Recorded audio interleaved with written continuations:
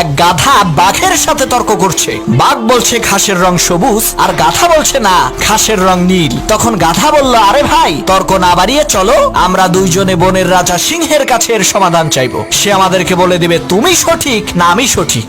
বাঘ বলল, চলো যাই। তারা দুইজনে বনের রাজা সিংহের সামনে এসে দাঁড়ালো।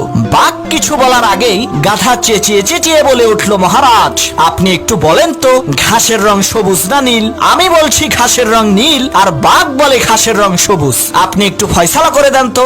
সিংহ বলে, এই ফয়সালা পরে করব, আগে বাঘের ফয়সালা করি। সিংহ বাঘকে উদ্দেশ্য করে বলল, বেটা বেকুব, তুই এই বন থেকে বের হয়ে যা, আগামী 1 মাসের মধ্যে এই বনে প্রবেশ করবি না।